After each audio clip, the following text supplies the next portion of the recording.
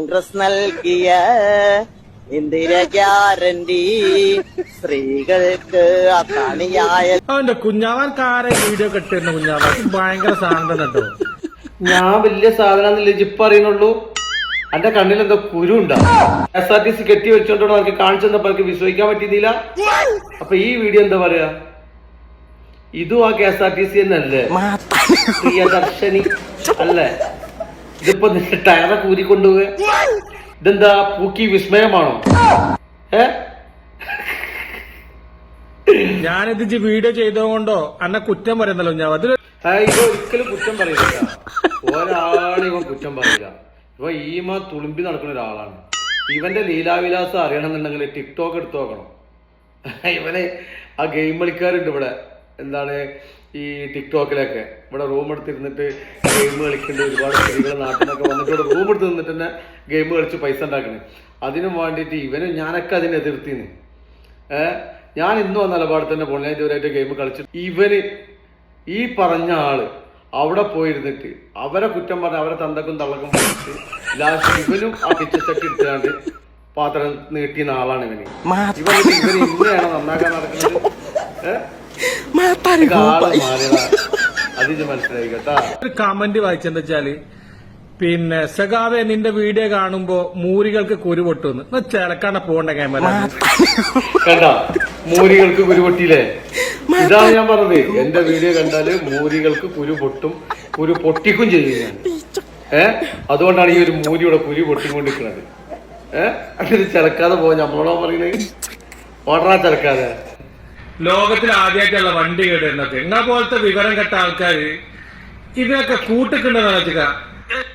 ലോകത്തിൽ ആദ്യമായിട്ടൊന്നല്ല വണ്ടി കേടുന്നത്. വണ്ടിയൊക്കെ കേടുവരും, അത് സ്വാഭാവികമാണ്. പക്ഷെ വണ്ടി ടയർ ഊരിക്കൊണ്ടോളൊക്കെ ഞാനാണ്. അതൊരു പ്രിയദർശിനി ടയർ ഊരി കൊണ്ടുപോകാറുള്ളതിന് അപ്പൊ ആ ഗവൺമെന്റ് എത്രത്തോളം നിലംപതിച്ച് അത് മനസ്സിലാക്കാനുള്ള ബുദ്ധി കൂടി ഈ മൂരിക്കില്ലല്ലോ റബ്ബേ. കൊടുക്കല്ല ബുദ്ധി, കൊടുക്ക്. ഈ സഖാവ് കാരനാണ് ഈ കെട്ടിജലിയിലും മറ്റോനും മദ്രവും 35 സീറ്റ് വരെ എത്തിയെന്ന് വെച്ചാല് ജനങ്ങൾക്ക് വെറുപ്പങ്ങനെ വരാം. ഇതിലൊരു വീഡിയോ ചെയ്യുമ്പോൾ ഇതിൽ കാരണം വേണ്ടേ? അതിപ്പോ ജനങ്ങൾ അനുഭവിച്ചുകൊണ്ടിരിക്കണില്ലേ? 10 വർഷം ജനങ്ങൾ രാജാവായിട്ട് ഇത് വിലസിരുന്നത് ഇപ്പൊ ഒക്കെ പൂക്കിയില്ലേ? ജനങ്ങളെന്താ വന്നു വരുന്നതാ. ഇപ്പൊ കണ്ടില്ല, ആരോഗ്യ വകുപ്പ് ഇതൊക്കെ കാണുന്നില്ലേ? മൊബൈലിന്റെ ഫ്ലാഷ് വെച്ചിട്ടാണ് അവിടെ മുറിക്ക് സ്റ്റിച്ച് ഇടുന്നത്. ആ അവസ്ഥ വരെ കേരളത്തിൽ ഇങ്ങനായിരുന്നോ കഴിഞ്ഞ 10 വർഷം? പറയൂ സാഹിബേ, പറയൂ. ഒരു ബസ് കെട്ടി വലിച്ചു കൊണ്ടുപോണ വീഡിയോ ഇട്ടിട്ട് അതിന്റെ അടിയിൽ കുറെ കമന്റ് ഇപ്പന്റെ ഒരു നാടകവും. അതല്ല ബസ് കെട്ടി വലിച്ചോണ്ടുള്ള ആദ്യത്തത്. ഇപ്പൊ ടയർ ഊരി കൊണ്ടുപോണതാ വേറെതാ. ഇത് കാണ്, ഇത് കാണ്, ഇത് കാണ്. കുഞ്ഞാവ് എനിക്ക് എന്നോട് ദേഷ്യം ഒന്നും ഉണ്ടാക്കില്ല കുഞ്ഞാവ്. എന്താ വെച്ചാലേ കാര്യങ്ങളൊക്കെ അനുസരിച്ചിട്ട് വീഡിയോ ചെയ്യും. ശരി രാജാവേ, ഈ കാര്യങ്ങൾ അനുസരിച്ചിട്ട് ഇനി ടയറാണ് ഇപ്പൊ ഊരിട്ടുള്ളൂ. ഇനി ഇഞ്ചിൻ ഊരി കൊണ്ടുപോകുമ്പോ അതും ഞാൻ ഇട്ടാ. പിന്നെന്താ വെച്ചാൽ എനിക്ക് ലേക്കും ഷെയറും കമന്റ്. എടാ പൊട്ട മൂരിയെ, ഇതിന് വീഡിയോ ചെയ്തിട്ടുണ്ടെങ്കിൽ ലേക്കും കമന്റ് ഷെയർ ഒക്കെ തന്നെയാണ് പോവാ. അനക്കെന്താ റേഷൻ കടയില് കാർഡില് മണ്ണെണ്ണന്റെ അളവ് കൂട്ടി തന്ന, അരി കൂട്ടി തന്ന, ഇതൊക്കെ കണക്ക് കിട്ടണ്ട.